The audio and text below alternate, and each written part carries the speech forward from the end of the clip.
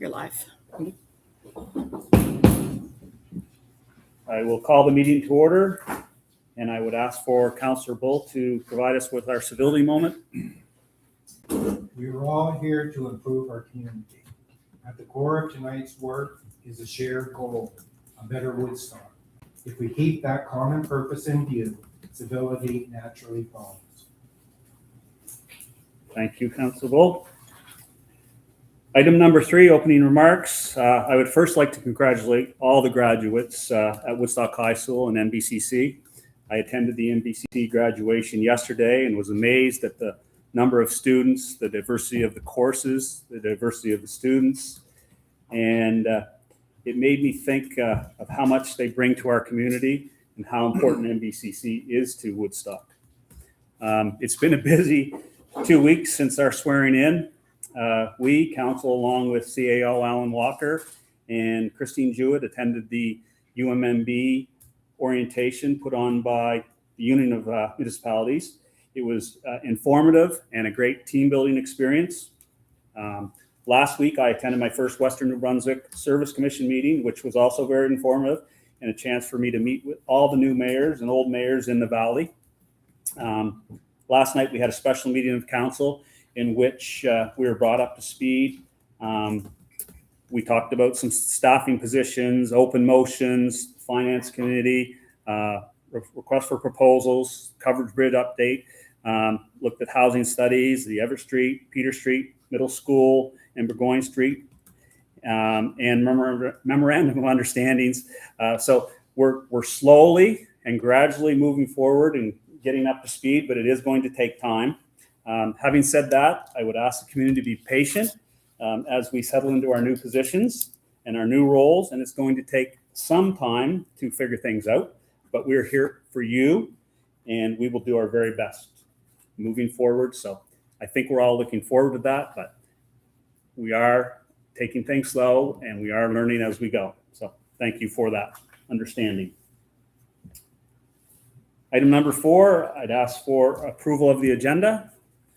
The agenda for the regular meeting of council dated June 23rd, 26 be approved. Moved by Councillor Gaddis, seconded by Deputy Mayor Rogers. On the question? All in favor? Aye. Opposed? Motion carried. Item number 5, is there any declaration of conflict of interest? There being none, I guess we'll move on to item number 6.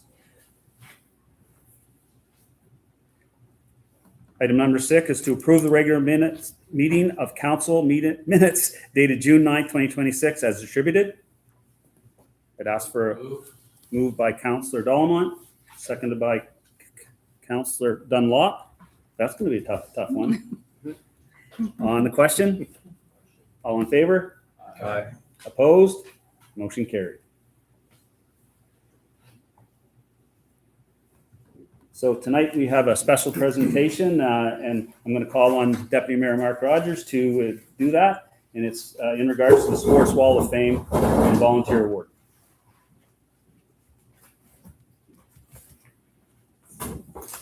So at our Sports Wall of Fame induction ceremony in May, we had a couple of long-standing volunteers that had offered their resignation about a month before, and it was my slip up that I didn't get this done in time, but so I want to make up for that now. And first I want to thank Jill Dunnett for the 20 years that she put in on the Sports Wall of Fame committee. She was a valued participant and brought a lot of knowledge and did a lot of the administration behind the scenes. She's unable to attend, but we got a certificate made up of her, and I think it's being mailed. So now I'd like to call on Devin Judge, who had 25 years on the Sports Wall of Fame. Many of those, or all of those that chair? No. Many of them as chair. Many of them as chair. Anyway, I'd like to present this certificate of recognition to Devin Judge in appreciation of long-lasting dedication to the Woodstock Sports Hall of Fame and for outstanding contributions to sports in our community. I know he would. I'll use it as a plug. I'm usually in his seat, not accepting these things. It was an absolute honor to work with the people that were on the Woodstock Sports Hall of Fame over those 25 years, including the founder, Don Lockwood, who was on council at the time, and what an awesome initiative it is. 30 years of sports history we put up on the wall. There's so much more out there. This is such a rich sports town and community. And there are so many more teams and names that deserve to be up on that wall. So I look forward to seeing a few more go up there and maybe helping out on the induction side of things from here on out. But I appreciate the opportunity.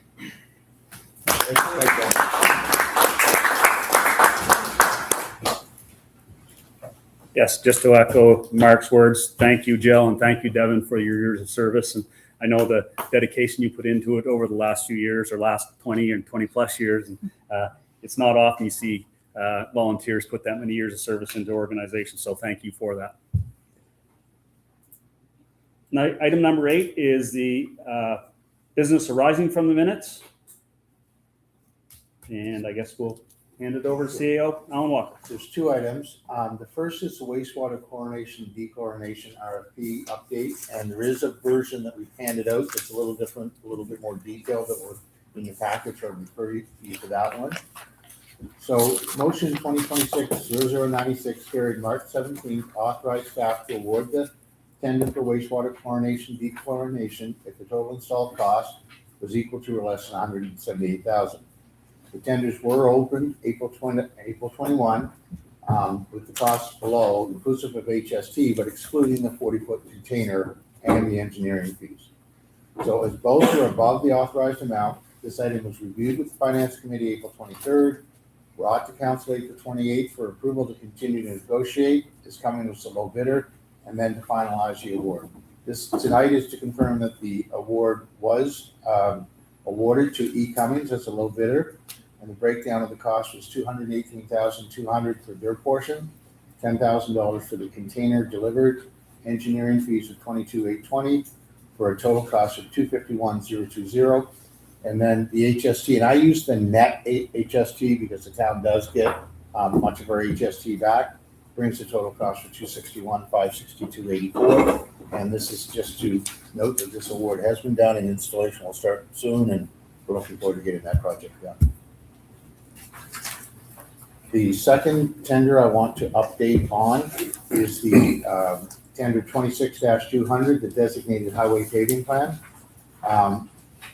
This tender was, for this tender, we received 4 bids as outlined below. We had an engineer's estimate of $431,451. The low bid was from Wilson Builders at $441,111. The second bid was from Cummings Contracting at $458,947. You see the other 2 bids there. So we were motion 26-0158, April 28th, pre-approved staff to award the tender when opened, if it was within that range of the engineer's estimate, as we wanted to get it moving in between. The tender was awarded to Wilson Builders as the low qualified bidder. And then recall for this project, the Provincial Municipal Highway Program provides funding of $337,500 against that total cost. So this has been awarded. We hope to start work shortly on this. So those were the 2 arising from the minutes.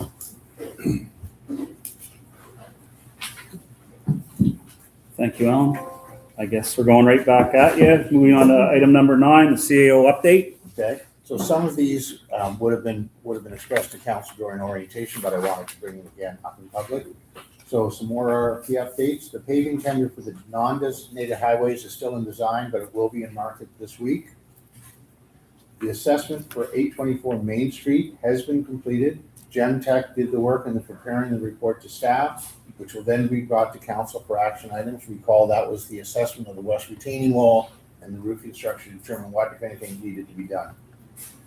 The Air Motor Center washroom upgrades design is being finalized. will be brought to council in the coming weeks for review and discussion. So that's a refurbish of the upstairs washrooms off the lobby and hopefully the downstairs washroom too.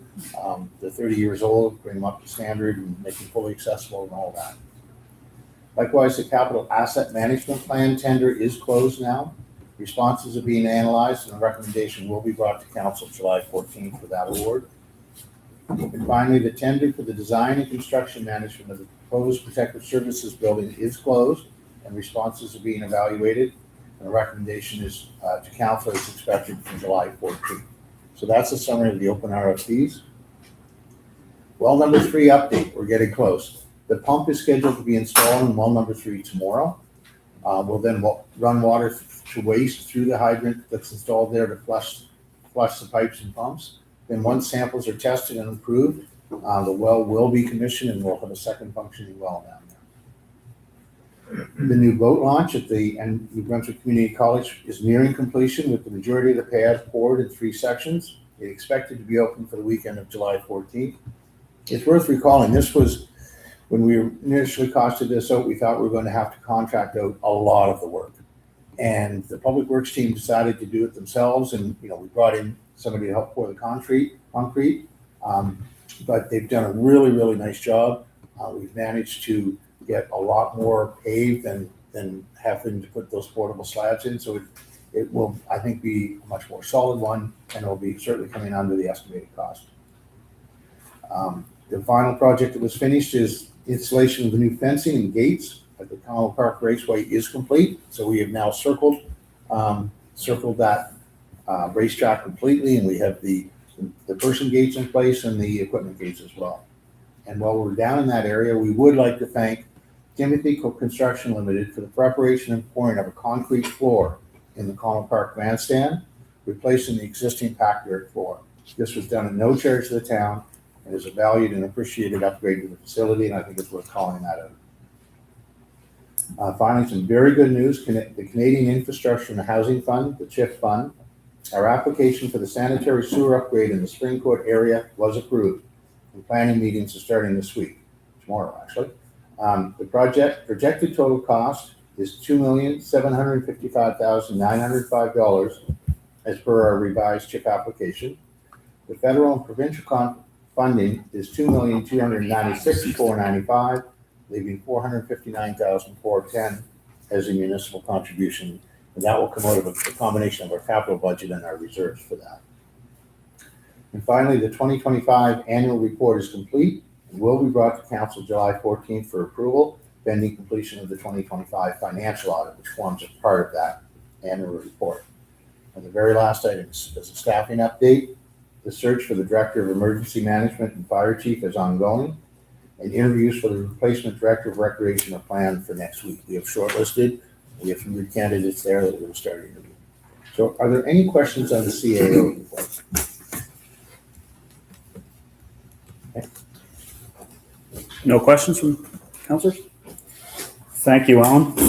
I guess before moving on to the next item, I would too like to reiterate thank you to T. Cook Construction for the pouring of the concrete. If anyone's been up around the grandstand in the last few years and gone to the snowmobile races or harness races, they saw what the floor was like in the grandstand. And if it was raining, it was even worse. So that's going to be a big improvement and an added value to the town of Woodstock. So thank you once again, T. Cook Construction. Value place to put your skates on for the oval.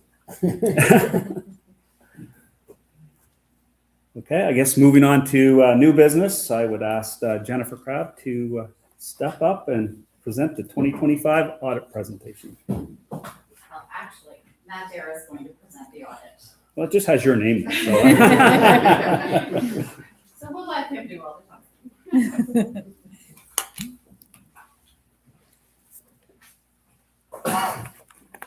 Good evening. That. Mayor Wright, councilors, and members of the public. Tonight I am going to present the 2025 audit report. And the audit report says that it's prepared in accordance with the standards for public sector audits as required for all municipalities across Canada. And it states that our audit was performed in accordance with the Canadian Generally Accepted Auditing Standards. The audit report does not include any qualifications and is therefore a clear opinion, the highest level of reporting that can be issued. So that's the main thing you're looking for me is a clean audit report. I guess that's what I'm engaged to do. And we review a variety of things and analyze a number of things. And in the end, you're looking for us to get on your statements that they are clearly accurate. And that's what we do. So, you guys have a summary of financial information, I hope, each one of you. And I'm gonna quickly run over some of those numbers and give you the highlights of that. And before I do that, I want to quickly explain that the consolidated financial statements are based on Public Sector Accounting Board standards. You might hear me tonight refer to PSAP, and that's what I'm talking about. And so they start out that way, and then they are adjusted to include items under the Province of New Brunswick or PNB reporting requirements for budgeting purposes. So when you guys do your whole budgeting process, you're using the PNB reporting requirements. These statements are required to be done under the PSAB standards. And there is one page in the whole document that converts the surplus deficit from the PSAB number to the PNB number. So with that said, the operating results on the top of your summary of financial information page shows that in 2025, there was a surplus of $812,000 in the general operating fund and a surplus of $33,000 in the water and sewer operating fund. So on the water and sewer side, that's a 1.5% variation off the budget of $33,000 on a $2.1 million budget. And if you were looking in your 30-page financial statement, you'd find that on page 19 in note 23, where there's a reconciliation between the PSAB and the PNB numbers. So continuing on with that, the PNB budgeting requirements, the cumulative 2-year numbers, the general operating fund, $804,000 and a $44,000 deficit position in the water and sewer fund. So what this is getting at is that in 2027, your budget will include these 2025 numbers. So that $812,000 surplus you see there, by legislation, that will come back into your operating budget in 2027. So I guess to further comment on that, that's obviously a substantial budget, a substantial surplus. But it was planned. It exists mainly due to the provincially contributed RCMP services. And as I said, under the PNB reporting requirements, it'll be added to the 2027 budget when it will be required for police expansion. So kind of another thing along those same lines, sort of part of this plan, is that you have operating reserves, but your operating reserves only allowed to be 5% of your budget. So it was really close to being maxed out at the end of 2025. So again, it's a big surplus number, but it was a planned surplus that you will use in 2027. So carrying on to the next item, capital expenditures. In 25, they totaled $3.9 million, $1.9 million in 2024, and $2.9 million in 23. And then you can see the different categories of those expenses. In 25, you had $600,000 on streets and sidewalks, $1.2 million on buildings and building upgrades, land and land improvements, $562,000, equipment purchases, $423,000, air motor center and recreation projects, $180,000, and water and sewer projects, $961,000, for the total $3,952,000 for 2025. Under net debt is the combined balances of your financial assets and liabilities consolidated across all your funds. So you can see that it increased to $7,350,000 in 2025 compared to $5,512,000 in 2024. And so just to clarify, that's your financial assets have increased to $7,350,000 in 2025, $5.5 million in 24, and $3.5 million in 23. Noticeable increases were seen in your restricted cash and reserves. In your financial statements on page 10, there's notes that get into a little more detail of that. Back to the net debt piece. In December 25, 2.3 million compared to 2.8 million in 2024 and 5.7 million in 2023. Just the calculation as a point of interest, net debt as a percentage of assessed valuation was consistent at 0.2% in 25 and 24, and it was 0.5% in 23. Below that, you see debt cost ratio. So this is for your general fund, but your debt service cost ratio is a percentage of the operating budget used for principal and interest payments, and it remains low at 3.1%. The historical average for all towns in New Brunswick has been over 7.3%. Since reform, they haven't published the provincial-wide statistics on this, but I would assume they're probably in the 7% range still, the average. The maximum you're allowed to be at is 20%. And I also just, as a point of interest, based on your 25 debt costs, the town could have had an additional $700,000 in annual debt costs before they would be exceeding the 7% average. And you could have had a $3 million increase, that's annually, an increase before you were at the maximum of 20%. So I'm not recommending you do this. Just to put it in context of what your debt, what you're spending on your debt and how you compare to other towns and what you're looking to do. Consolidated statement of financial position. Non-financial assets, so that's your tangible capital assets, your roads, streets, buildings, equipment, net of amortization, prepaid expenses, supplies, and in inventory. They were 47.4 million at the end of December 2025, 46.2 December 24, 46.3 million December 23. And your accumulated surplus consisting of non-financial assets less net debt shows 45 million at the end of December 25, 43.3 million in 24, and 40.6 million in 2023. So that's an increase of 1,682,000 in 2025, and the increase from 24 to 25 was 2.6 million. So that's a quick rundown of these statements. I always say we consolidated a 30-page statement into one page here. But I would say the 25 financial report shows that the town continued to manage significant capital projects while preparing for the future, and they continued to maintain below average debt levels when they did it. So I'd also extend a thank you to Jennifer and all the staff at the town and here at the Air Motor Center who assisted us during our audit.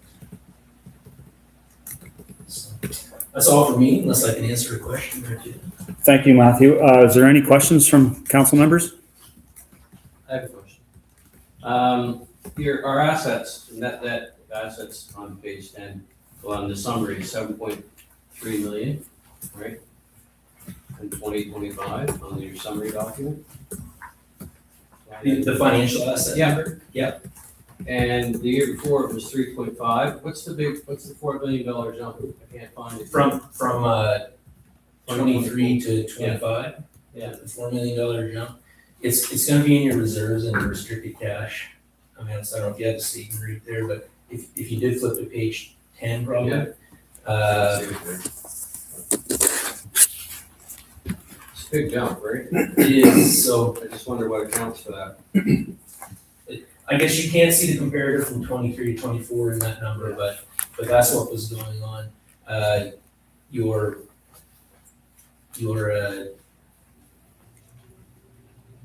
financial, there was a big increase in reserves and cash in the 23 year. I guess. If I can help, some of that is the police transitional Is it funding. the police transition That funds? have been tucked away into reserves to 1.5. be used in the future. That explains the 24 to 25. So that was part of that. Yeah. 1.5, okay. And the 845 surplus, that goes in our 2027 also. Because we're still in 2026, right? That's the reason for that. Yes. Correct. That's correct. Yeah. Can't do anything, but you can't do it in your adjustment? You It's don't do it in it's your- legislative. No, That's so that's what I thought, yeah. Yeah, so in your, when you're doing the budget in the fall, in the fiscal services section, there'll be a offset, the second previous year's surplus. And again, if I may, that was the 33,000 is just utility, that's a plus or minus at the end of the year. The big change is the 812, 555, 559, and as we mentioned, that was deliberate. So that is funding that is coming in that we know we're going to need for police transition funding in 27, 28. We are capped out on our reserves and where we can do money.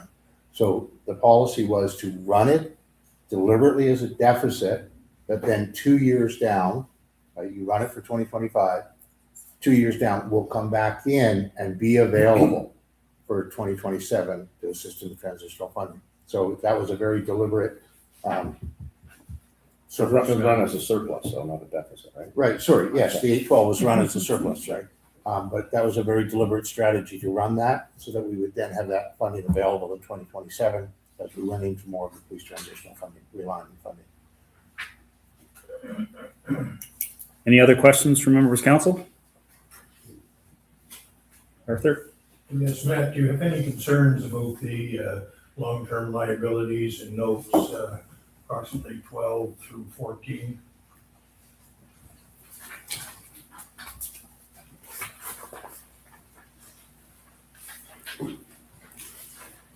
Yeah, so are you asking for like the retirement allowances? The sick leave and the Yeah.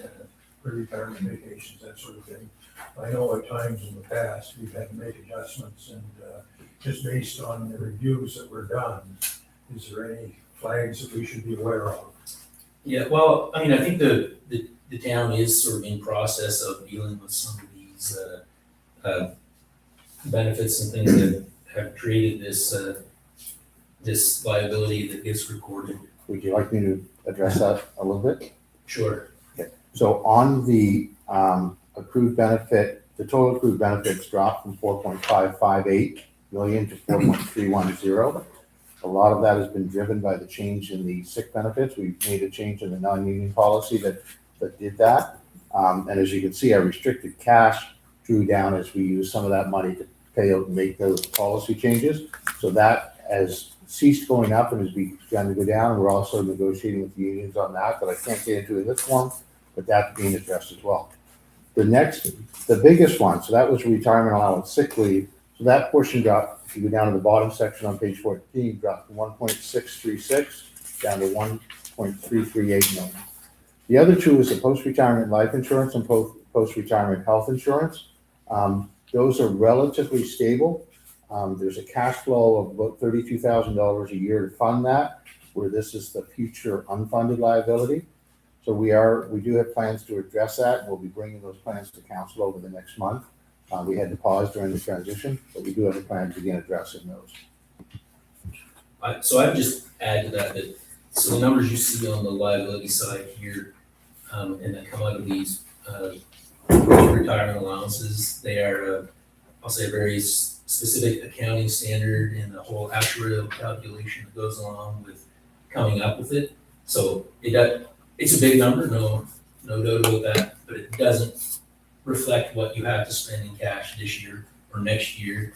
It represents a potential liability, I guess, that you could have if things stay the course. And I guess in my opinion, management's doing what they can to adjust accordingly and reduce that liability. So,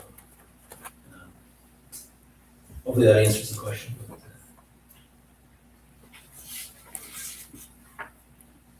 Any other questions?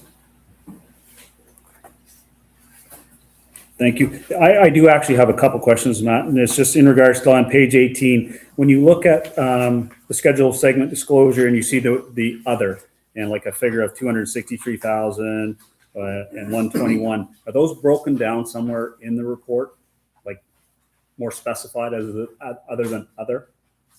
In the other revenue section? Yes. Yeah, or I guess in either. All of these numbers would be in the report. It would take I'll tell you, a little bit of a guide, I guess, to get you to exactly where they are. Right. But, the majority, I don't know if there'd be one I could easily pull out. You would see the majority of this on page 22, which are kind of all your revenue details. Okay. And I mean, if anyone's interested, I can get you the exact makeup of it, but just as I'll say a clear cut example, if you look at the other government transfers, which is on the line above the other, where you were just looking, it totals the 3.2 million. Okay. And that would agree there. To that number. The other, the 47, so that would primarily be out of this other revenue section here, and then on the very last page of your statements, there's also the water and sewer fund, which would also have other revenue items.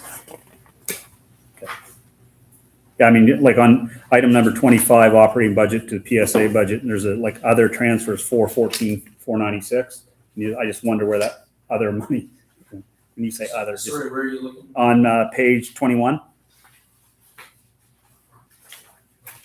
Other revenue from own sources or other transfers like 225, 200 or 414, 496. Okay, so you're looking at, I guess, note 25 on page 21? Correct. Yeah, so a little explanation for this page is that those the two left-hand columns, those are the actual provincially approved budget numbers that you guys would have set in fall of 24. Okay. And then, so these are just budget numbers, and then there's a conversion going on here to get these to the budget numbers you see here for PSAT purposes. So one, just be aware that these are just budget numbers, and I guess two, we're trying to make the budget numbers that are being shown in here a little more useful or tied into what the original budgeting process was. A quick example of that is you see in the expenditure side, there's the fiscal services section where you have principal repayment. Under PSAB, or in like all your businesses, a principal repayment isn't a expense that hits your income statement. So it's expense for provincial budgeting rules, but it's not for PSAB. So anyway, we get rid of the fiscal services section because it doesn't really exist in the PSAB world. So, and that's what's going on here. If you follow those numbers clear to the right, those are all zero. So again, it's sort of one of those schedules in here that's required and has to be, I guess, you have to kind of dig into the nuts and bolts of it for it to make a lot of sense to you, I guess. And that would have been true, I guess, of the segment disclosure page we were also just looking at 2 pages before. But certainly all those, on that segment disclosure thing, all those numbers are actually in the details here. Okay. It would just probably take another few pages to cut it all over. No problem. Yeah. Okay, any other questions from council members? There being no questions, I guess we make a motion that council accept the 2025 financial statement. Do I have a mover? Moved by Councillor Dunlop. Seconded by Deputy Mayor Rogers. On the question, all in favor? Aye. Opposed? Motion carried.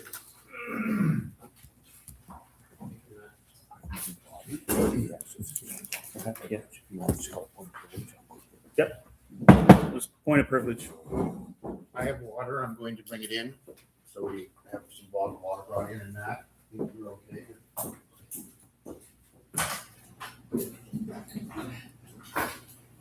No more pain tonight, Matt.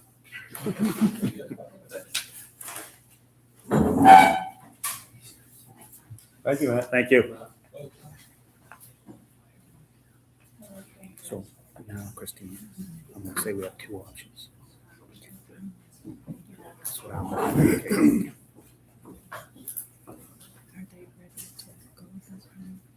We have Jen. Do they don't have this in front of them, do they? Getting a little dry. Thank Yeah, you. it is a little bit, actually. Jen's here to speak to any She's question they may have, and so is Alan.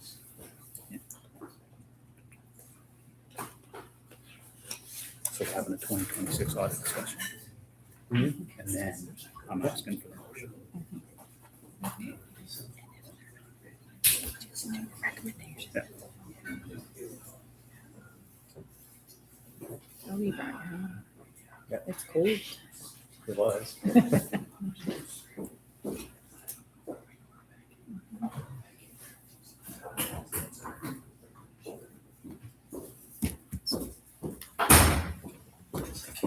Thank you, Alan.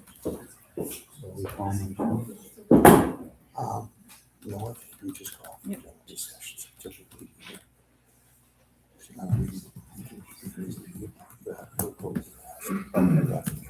So you're just gonna, yeah, you can address that and just talk with them, take whichever motions.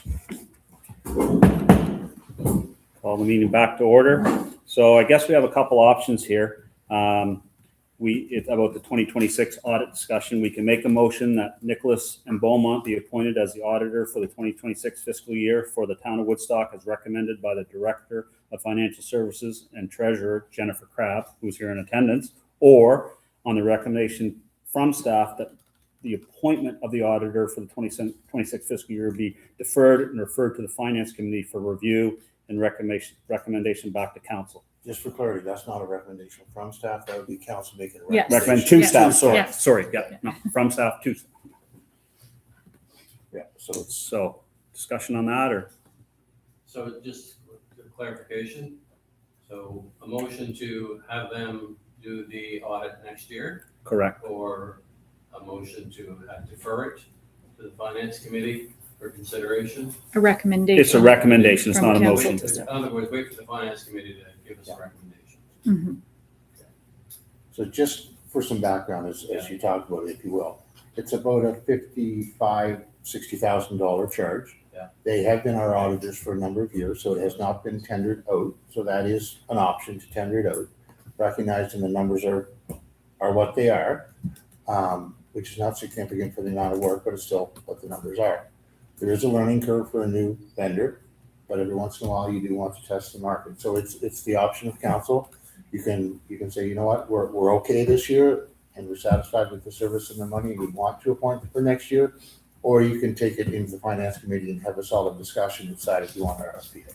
That's really the choice for council tonight, and either motion would suffice.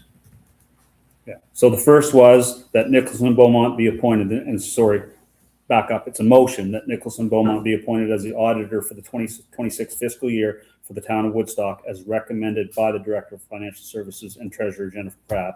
Or the second option is a recommendation to staff that the appointment of the auditor for the 2026 fiscal year be deferred and referred to the Finance Committee for review and recommendation back to council. Is it open to this for discussion? Yes. My opinion would be to recommend, to send it back to the finance committee to look at, just for our due diligence of checking into it. And I would use what CAO Walker did with the insurance that saved us a pile of money this year, as kind of a roadmap for looking at things every few years. It just, not that they do a great job, and I have no idea, it might be the best price around, but it never hurts to look at it, in my opinion, after 4, 5, 6 years, however long it's been.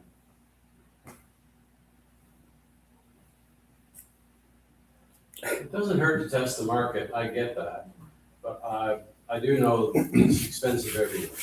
And the value of having the consistency is there. So, I can see both sides of the equation.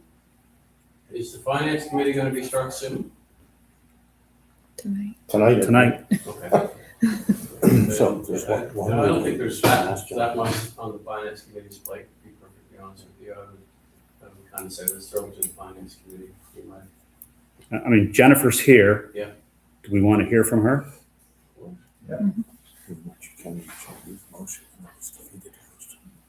I have worked with Matt Dara for 19 years. I would have worked with him in Fort Russell and I worked with him here. I agree there is value in having an auditor who has consistency and an understanding of the complexity of our books. It is a big bill. So if it is council's desire to put that out to RFP, then, or at least back to the finance committee for a conversation, then I feel like it doesn't hurt. We could check with other municipalities, see what kind of bill they're getting. But I would second the motion if that was a motion from the deputy mayor. I think it's Just just. gonna be It's just a recommendation. Just a recommendation. There's two options. We can make a motion, it can be accepted or defeated, or we can make the recommendation. My recommendation would be to take it to the finance committee. Marks as well? We don't need everybody in It's just a favor for a consensus, recommendation, isn't it? just a consensus, yeah. May was nodding her head as well, so I think it's. May's good. Okay, I'm gonna circle that, and that's it for that. Thank you, Jen. Thank you, Jennifer. Item 10.3 is consideration of the first reading of a bylaw 600.2, procedural bylaw for the council of the town of Woodstock. I would pass that over to Alan and Christine. Okay, I'm just letting Jennifer know that she wants to slip out, she's able to. Christina wanted me to stay just. Okay. For finance committee, in case there's Oh, any okay, fair enough, questions. fair enough. Yeah. Okay. So, the procedural bylaw 600.2, for the council of the town of Woodstock, we are updating it, and I'm just gonna run through quickly some of the changes that will be there, and then we'll do the first reading. So we have added a section that talks about being enacted, that gives a reference for the authority. Under definitions, we added a definition of the act, a definition of CAO, a conflict of interest, and we've defined that a member's means the mayor and the councilors of the town of Woodstock. So that definition was added. Under section 4, meeting of council, we are changing the time to 6:30 PM, the start time from 6 PM. Under section D, we're also noting that the mayor shall review the meeting agenda with the CAO and the clerk before the council meeting. That was not specified before. And we've added K and L, which sets out the template for the agenda for the regular meeting and for the special meetings, and puts them in schedule A and B. Under section 5, electronic meetings, we have clarified that members participating in the meeting by electronic means shall be deemed to be present for the purpose of establishing a quorum. Under section 7, we've clarified that in accordance with the Local Governance Act, the mayor is a voting member of council. That was implied in the previous one. It is explicit in this one. In section I, a member of the council cannot abstain from a vote. Abstention is not recognized in the legislation. We have added any member who abstains from voting or who does not vote nay shall be recorded as voting for the motion. Because you are not technically allowed to abstain, we added the convention that if you do abstain, it's counted as a yay.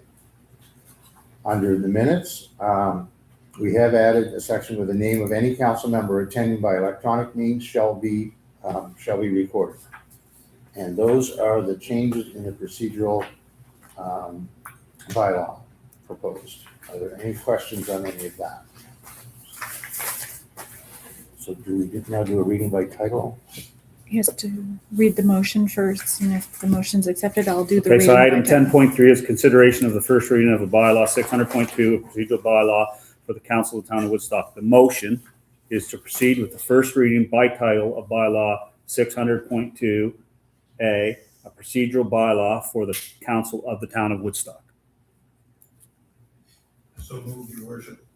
Moved by Councillor Slip, seconded by Councillor Gaddis on the question. All in favor? Aye. Opposed? Motion carried.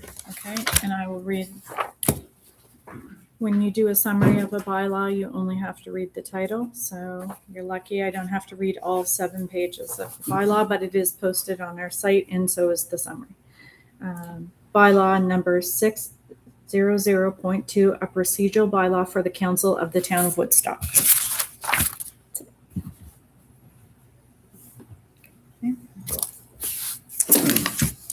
Nope, he already did. Yep.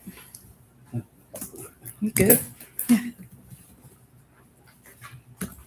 Item 10.4 is the standing committee appointment for finance. The motion is that the membership of the standing committee of finance be reconstituted to reflect the current composition of council and that the following members be appointed: Mayor Wright, Deputy Mayor Rogers, and 2 councilors. So I guess at this point in time, is it up to volunteerism or is it? It's up to you to manage how that works. Okay. I know, John, you have a keen interest on the finance aspect of it. Scott? Anyone else? A counselor still attend if they wanted to a finance meeting, or would it be exclusive to who's appointed I to think that anybody committee? can I think, yeah. Do you know answer that? Yeah, I think you can attend. The membership is to make sure you have a quorum for the Yes. meeting and manage it. So do we make a motion to appoint those 2 individuals? Yes. Or is it?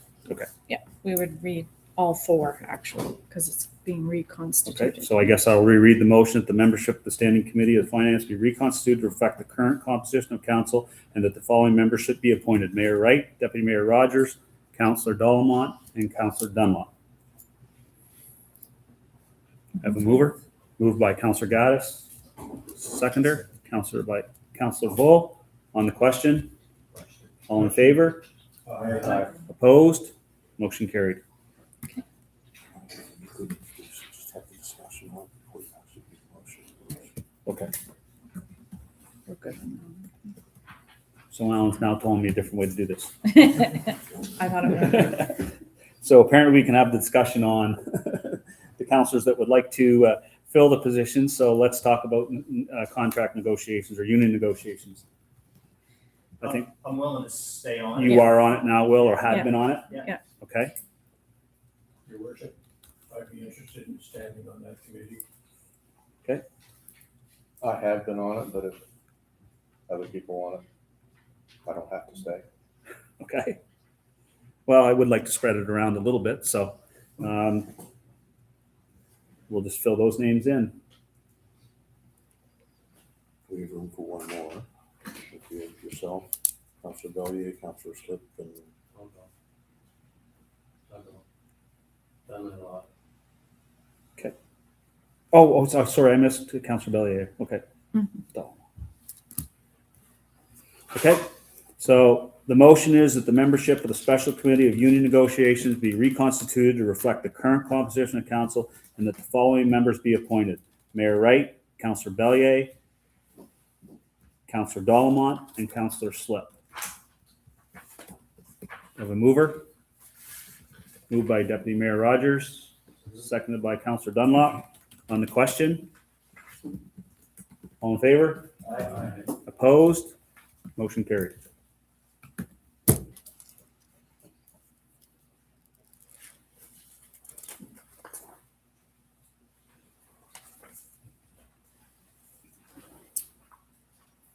Item 10.6. I'm doing that one? Okay. So 10.6 is about ad hoc committees. So the status and current relevance of several committees established in prior terms of council were reviewed. The Development and Bylaw Committee's mandate overlaps with the existing Regional Service Commission functions. The Consultant Selection Committee and the Public Transit Research Committee have completed their mandates. The Collaborative Care Committee has primarily functioned as a community-based forum. As a result, these committees are no longer required, so staff is recommending that they be dissolved, and there's a motion to that. Would you like me to read the motion? Okay. Be it resolved that the Development and Bylaw Committee, the Consultant Selection Committee, Public Transit Research Committee, and Collaborative Care Clinics Community Committee are hereby dissolved.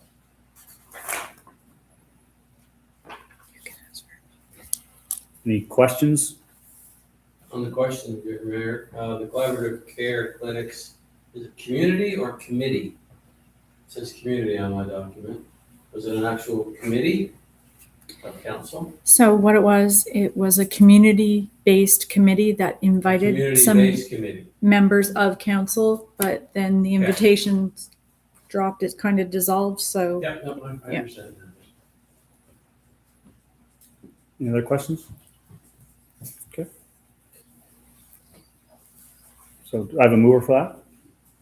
So moved. Moved by Counselor Slip, Second. seconded by Counselor Dollamont. On the question, all in favor? Aye. Opposed? Motion carried. So we're gonna move into closed session. You just say the date of the next meeting.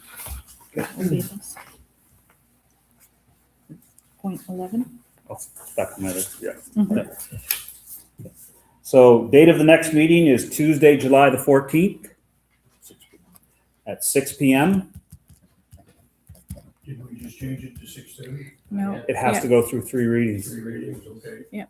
I think that's where the confusion was tonight. Was for me. We kind of figured that, Arthur. Was for me. So, and the next meeting will be a CIC meeting followed by regular meeting of council.